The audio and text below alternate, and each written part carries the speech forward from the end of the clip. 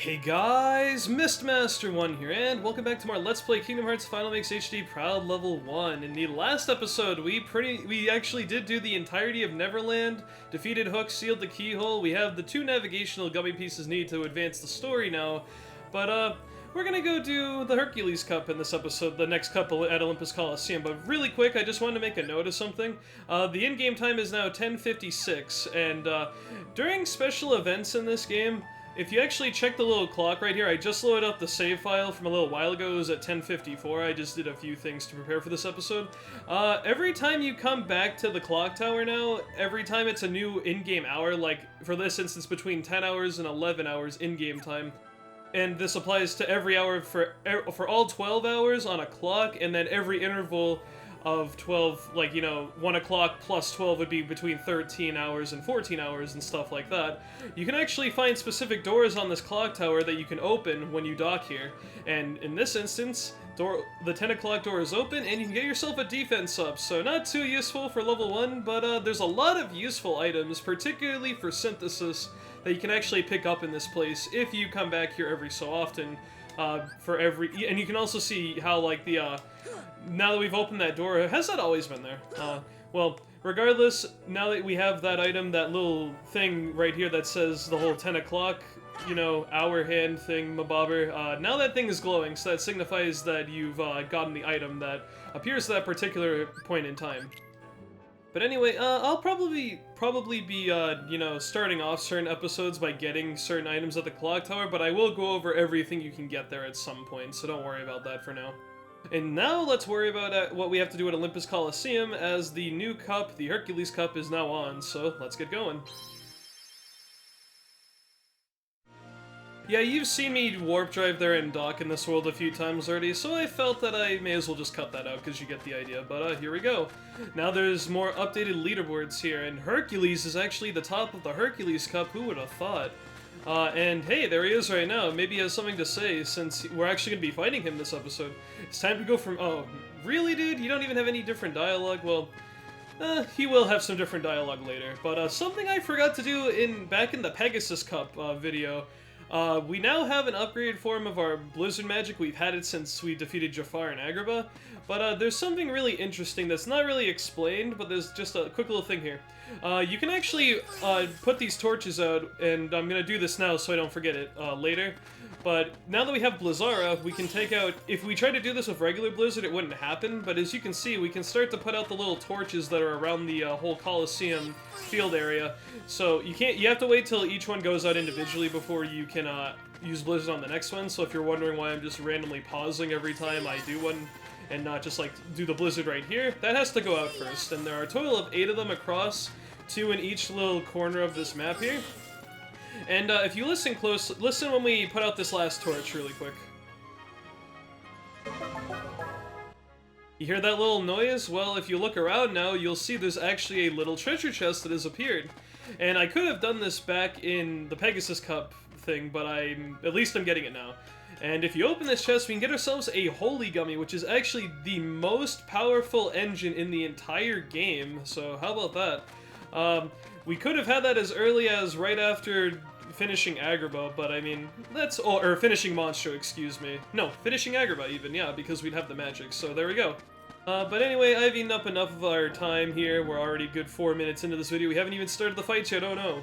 Oh yeah, and also at the end of last episode, we got ourselves the glide ability, so now all we have to do is just jump and press the jump button again while we're in the air. We can actually fly around for a little while, but it's not like Neverland where we have indefinite sort of flying capability.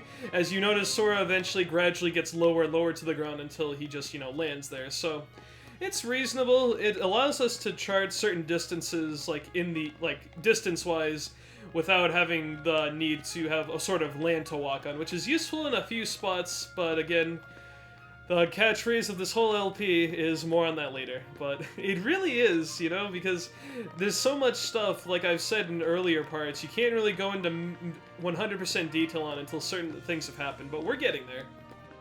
And now at long last, I would recommend you have yourself two ethers and a Mega Ether, wouldn't hurt. Same equipment as the Pegasus Cup, the Spellbinder Keyblade, the, the Ray of Light, and White Fang. Why not? Doesn't really matter too much. So, we're going to do the Hercules Cup now, so let's get going.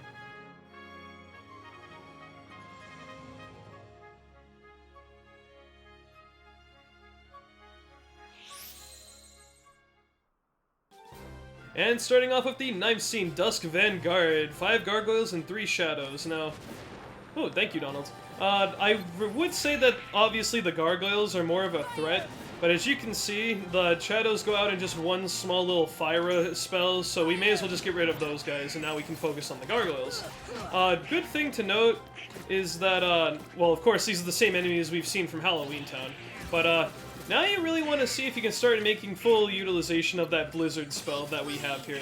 Try to get all these guys to group themselves into a corner over here. This is a good strategy like this. Get enough height so you can sort of blast them with the multi-hit range that Blizzard has, because now, even though I went over this earlier when we originally got it, Blizzard really does travel quite a reasonable distance across height, length, and all sorts of places. So, and if you can ever get all the enemies to group together, here's another instance of those barrel spiders. They commit Sudoku. And now we have all these white knights over here. So let's just, now that they're all grouped together, again, just unleash with your blizzard. See, you can put some magic spells to ridiculous use, given the right circumstance. And you can actually manipulate the Heartless, as you've seen there, to really, to really make the spell worthwhile. Because I'm not saying that the spells aren't great on their own already, because trust me, the magic in this game is absolutely incredible. But when you also combine that with strategy in terms of positioning the Heartless, and then you just do a widespread attack with Blizzard all over the place, oh my god, it tears through them in seconds. So here we go. We now have the Neverland Heartless, the 4 pirates, and the airship, the pirate ship here. First things first, let's get rid of this pirate ship. Use a Gravura on it. If you want, you can use a second one, but I want to conserve my MP, because gravity costs a whole MP bar. Don't want to waste too much magic, get out of the way of that. And as you can see, this guy pretty much goes down really fast after we've just done 1 gravity. Like, he only has a few more hits left. Should be dead any second now. There we go. And see, we've saved ourselves 1 MP, and we basically didn't lose anything since we were grinding the MP back from when we were originally used that first gravity. And now, of course, like, I really haven't used Thunder a lot, but trust me, in the near future, this spell is actually going to be really useful again. The main reason I have been relying on Blizzard so much is because it covers the sort of range that Thunder already does, but as you can see, it only uses up 1 little segment of MP on the orange line right there. I don't know the exact term for that, but if I were to use a Thunder spell, I would lose a whole blue bar instead of a part of an orange bar, if that makes any sense. Again, I wouldn't say again, but a good thing to keep in mind, just like I was kind of talking about when we fought Anti-Sora, is you want to get your MP to around 3. I'm doing a bad job right now. I'm trying to conserve MP, so that's why I've been taking a lot of unnecessary hits. I really want to heal, but I'm also very low on MP. Screw it, let's just heal. It doesn't really matter too much. But yeah, whenever you are in this situation, you have 3 MP, throw another Ether, you get yourself 6 MP, but you also have that whole orange bar that goes back around, so you can get more bang for your buck. These guys are causing me some trouble. See, I do apologize if these fights go on for a little bit, but I mean, that is just the nature of level 1, and I don't want to absolutely blow my items by just using one to make the one particular fight more convenient, because you have to think, we still have a good, like, 5 or 6 more fights after this to go. So right here in this scenario, what I want to do is get that orange bar past the blue bar right there, now use a Cure, and now use an Ether, because that'll put me at max MP. That was kind of what I was gauging towards initially. Yeah, and the gargoyles can do their little invincibility attack where they just travel around, you can't hurt them. White knights can jump around. And yeah, if you've also noticed, the gargoyles and the white knights and all those types of enemies actually look a little different. It's because the neat little thing about Halloween Town is it actually gives a little sort of costume to the Heartless as well to make them fit in the mood. And when we're outside of that, they look different. And here we have ourselves a unique enemy right here. This is a Mad Truffle, or a Rare Truffle. Mad Truffle, what am I talking about? Here's the little gimmick. They do not hurt you at all. They're like the white mushrooms, but instead they just jump around. And the little thing with these guys is you're meant to sort of, when you're outside of the Coliseum, these guys can actually give you items depending on how many times in a row you can hit them before they hit the ground. So for example, hit it, and we want to try to, under normal circumstances, we would just juggle them in the air like this. Although it could be a little difficult, and also for every additional hit, you gain more experience. Like, it starts off with 1 experience, and the second hit is 2 experience, the third hit is 3 experience, and that just kind of, you know, adds up all over time. But this isn't particularly necessary at the moment, but this is just the sort of general idea as to how you're supposed to fight these things.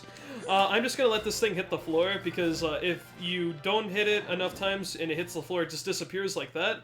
If you hit it 100 times, you will defeat it and also get a lot of rare items, but since we're in the Coliseum, that doesn't apply. And we're bringing up the 4th seed is Cloud. Yeah, we haven't seen this guy since our first visit, well, second visit technically, to Olympus. And he pretty much fights the exact same as he did before. The only difference now is once you've drained his health a fair bit, that was really dumb on my part. Once you've drained his health a fair bit, he is kicking my ass. He actually has a new little move that he will do, but he does all the same moves that he did before. He will do like little swipes at you, he will jump in the air to kind of have a crashing blow. He has the Sonic Blade ability that we won from him the first time around. Let's back up, use some fires to deal some nice damage to this guy. And I may actually be a little bit more carefree in this fight, because now, of course, the last time we fought this guy, he could kill us in 2 hits, but now that we're under the rules of the Coliseum, after not including the Fill Cup, because the Fill Cup still kills you in 2 hits to everything, we can be a little more reckless with this guy and get in some more hits. See, like, I would be in critical health right now, and the last time we fought Cloud, but because this is the Hercules Cup, we can take additional hits. Get some more damage in on there, let's get some more fires, get some damage really going on. He'll get off his new attack pretty soon, because after he gets about halfway down his health bar, because he has about 1.5 bars of health, which I know doesn't really mean much out of context because we don't have scan, but here it is. This is his Omni Slash attack, which in the second game he has this and it's a lot more lethal. This one's not so bad. He just, you know, glides around, tries to swipe at you, and you see, not too difficult to manage the dodges there. You pretty much just wait for him to get right next to you and then you get out of the way, because then he charges up for a swing right when he gets next to you. Get some more fires off like so. Now that we're down to 3 MP, let's throw an ether. Oh, that was actually convenient for me because he got right next to me. When he did his little lunging attack there, that was fun. Alright, get out of the way. And I believe he can also use his Omni Slash attack a few more times, but the odds are you're probably, even at level 1, you're probably going to kill him before he actually gets another chance to use that, especially if you variate your sort of little finishing hits there with fires, and there you go. See, Cloud's actually easier this time around, in my opinion. But also something different, now that we've defeated Cloud in the Hercules Cup, we can get ourselves the Metal Chocobo Keyblade, which has not very much use in a level 1 playthrough, but I will show it off later. And now we have 2 more regular seeds, and then of course we have Hercules to fight after the fact. This little seed can be annoying because there's no real clear-cut way to start. I would just say start with the gargoyles, because they're the only ones that have an attack that can actually hit you from across the... They have a long-distance attack, basically, and you can take care of them with your regular physical hits. They're not very fast, they're kind of, you know, docile, they just do little... like, sit around things. They don't really take much initiative until, you know, you actually run away from them. And then from the next point onward, I would recommend you deal with the White Knights, because they can travel the most distance the fastest, although I suppose the Air Pirates probably have that role. But, I don't know. It's between... I would basically save the regular pirates for last, and then take care of either the White Knight or take care of the air pirates, whatever your choice is. Again, going back to that whole enemy prioritization thing that I was going on about in the first 2 cups, now all we have left is these 2 little pirates here, and we can just use some blizzards to really go wild. And of course, now that we're just down to 1 Heartless, do some physical hits, and there we go. A seemingly annoying little seed wasn't too difficult once you broke it down and took down the things, you know, in chronological order.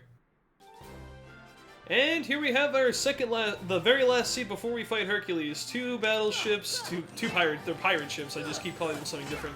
Get rid of the air pirate first. The pirate ships don't really do much until you start attacking them. They can shoot missiles around, but they're really not that annoying. And also, this guy can fly around a lot, be a bit of a nuisance.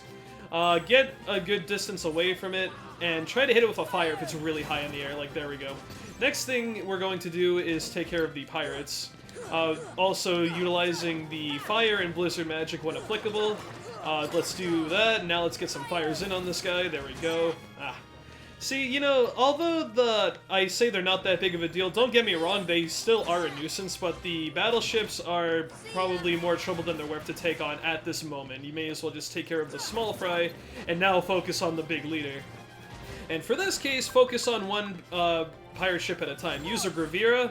Oh no, he escaped my gravity right there. You have to be careful of that, because if they're moving when you use a particular spell like gravity, as you see, it takes some time. Oh jeez, I better heal right now. It takes some time for that spell to actually go off, and you need to kind of calculate when the movement is happening versus the amount of time gravity takes to actually initiate, because unlike other spells, right when it finally touches a target for the first time, it doesn't immediately activate. It takes a little bit of time sort of to build up and then unleash its full force. Alright, there's one dealt with. You can also destroy the cannons. I don't know if I made a mention of that. Like, if you attack them specifically, that's sort of a stage that the ship goes through. You destroy the mast, and then you can kind of take out the little, like, cannons it has, and then it basically the only thing it can do to attack you is full-on, like, ram at you. Like, if we can get a little... Okay, it hasn't broken yet. At least I remember that being a thing. I don't know if Final Mix changed that specifically, but I do recall pirate ships being able to have their cannons broken, so they basically don't get off regular missiles and healing missiles. And once you have made it to the final seed, you get this little cutscene here. Show me what you've got. Hercules. That's funny because there's a super boss later on that has that exact same line. But anyway, Hercules, wait, let's go one-on-one. What? Oh brother, what a show off. What are we gonna do? Let him go alone, I guess. Good luck, Sora, and here we have a very unique little fight. I'm not gonna go easy on you. You could have done this earlier if you did any of the solo cups beforehand, but we haven't yet, and we have to fight Hercules one-on-one, because Sora has something to prove. Here's how Hercules works. He'll be glow yellow, that makes him invincible. He has his aura around him, so he's pretty much untouchable. He will punch at you, he will do a lot of stupid things, but he will taunt from time to time like that. And while you're doing that, you can take a barrel and actually throw it at him, and that will get rid of the aura, and now if you try to attack him like right now, you can actually deal some damage to him. So let's get up close, do a little combo there, let's get a fire in for good measure. But after a few hits, he will go back to his phase of being invincible again. You can bait him with, you know, when he does punch attacks like that, that was really weird. He can do little spin attacks, he can like punch the ground and can create little shock waves. He can also create a little circular dome where he just explodes everything around him and that deals damage, and that's pretty much it. He also has a little headbutting attack, but he only does that once you've done a lot of damage to him and he starts getting desperate. See, he punched the ground right there, or slammed the ground, and he created a little shockwave. You want to get out of the way of that. He just broke my barrel. I tried to pick it up. I love that. Okay. Be careful not to slam the barrels into each other as well, because if you do this by accident, you can break the barrels like a stupid person. And he can also punch the barrels, and any attack he does will destroy the barrels as well. So, and once you, occasionally, every so few barrels hits him, he will also get stunned like that. What's he gonna do now? Okay, sometimes he'll just go out and try to attack you without going invincible, but most of the time he'll go invincible immediately after. Okay, and this is his little spin attack. He'll do like little vortex swipes at you across and kind of go in a circle. And when he finishes, then that's when your opportunity is to get in some more damage. And there's this little dome attack. You want to make sure you're not inside of that, or else you will take some damage.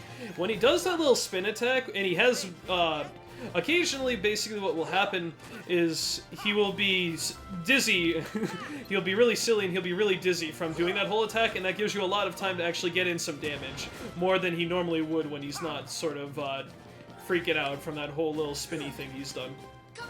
While he has the yellow aura up, the chances of that happening are very small, but I believe it is possible. And when he doesn't have the aura, that's much more likely to have happened. Like, see right here, when he finishes, he probably will just, like, react like nothing happened. Yeah, see, like how he did, there's basically very little cooldown. He did a spin attack, and he just recovered from that in about 2 seconds. But occasionally when he does his little spin attack, he will be, like, for a few seconds just out of it, not knowing what to do. And here's his little charging attack. What you can do is just run around forever, and he eventually will give up, or you can parry him like that, and that will give him a headache, gives you a lot of time to actually get in some more hits alongside that. And that's pretty much everything that this guy can do. I just spit all over my TV. That was good. Okay. Oh god, this is awkward. What? How did I not take it? Okay, okay, there we go. What? How did that not parry? Okay, now this is stupid. What is going on? What? Okay, then, that was... I'm not gonna comment on that. That was a thing that happened. And now, this might be a good opportunity to see that he gets dizzy after he does this little attack right here. Yeah, see how he's, like, clumsy and stuff? He's dizzy after he's done that attack. Gives you more opportunity to get in more damage. Oh, get out of the way. And of course, if you run out of barrels, don't worry, because they'll respawn like so. And you basically just have to repeat this process until Hercules is donezo. So, we're almost done. Oh, okay. Just a few more hits should do it. Wow, he is being full-out aggressive. That was an unusual string of attacks that he just did on me right there. Let's use a fire. Ah! Okay, maybe that wasn't a great idea. He's doing that again. Get some more hits in there. Yeah, he seems to be defaulting to that little attack pattern there where he slams the ground and then, you know, he does the thing and stuff, and I don't have anything else to say on this fight because I've already covered everything. There we go. Okay, it's about time he's done. There we go, and we've defeated the Hercules Cup. That's the power of the Keyblade.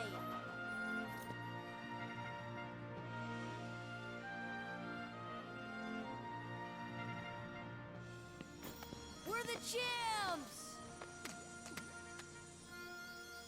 This also comes with a little something extra than what we have been getting recently.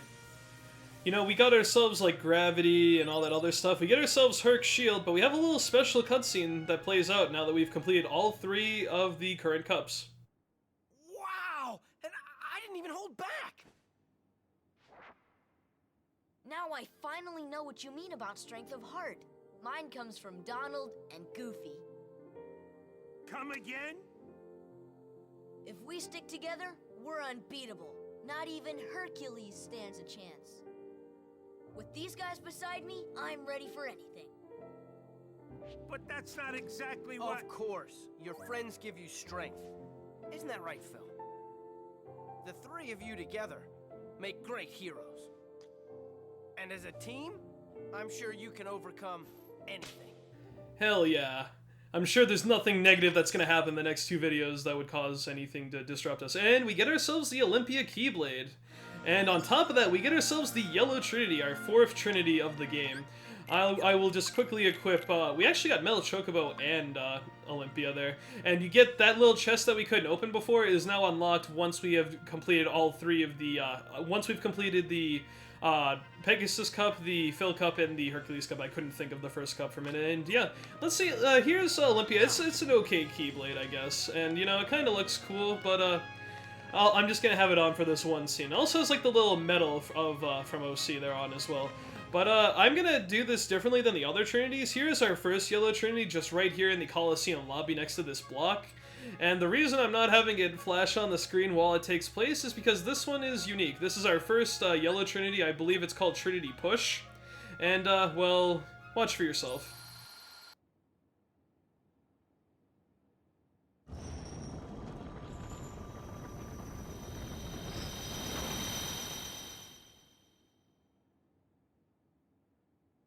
We finally managed to move the block, and underneath it is the keyhole to Olympus Coliseum.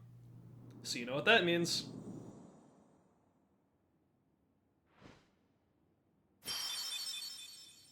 I just figured it'd be, you know, appropriate to use the Olympia Keyblade to seal the keyhole of this world, so there we go.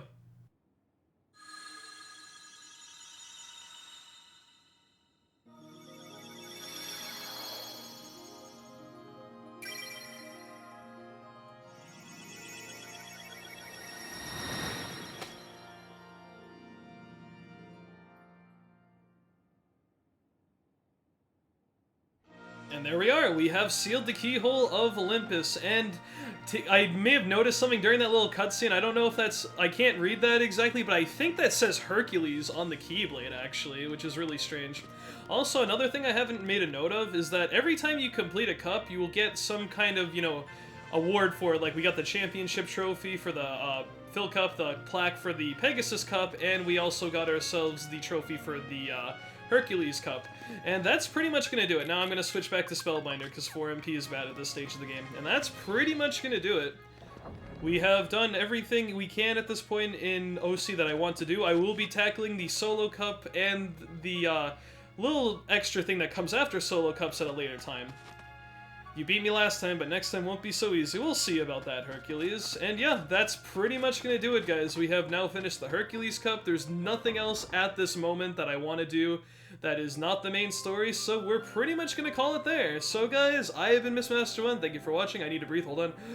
Okay, this has been episode 29 of Let's Play Kingdom Hearts Final Makes HD Proud Level 1, and in the next episode, we are going back to Traverse Town once again to install the navigational gummy pieces on our ship, and on top of that, in the same episode, we're going to make our way to the next little world. It's going to be somewhere over here. Yeah, can you believe that? There's only, like, this much space left. We're almost done with all the worlds in the game. We also haven't taken on Atlantica, but we will in the next few videos, so don't worry about that either. But anyway, this outro has gone on long enough. I've been Mistmaster1 once again. Thank you for watching, and I'll see you all in the next episode. Take care, guys.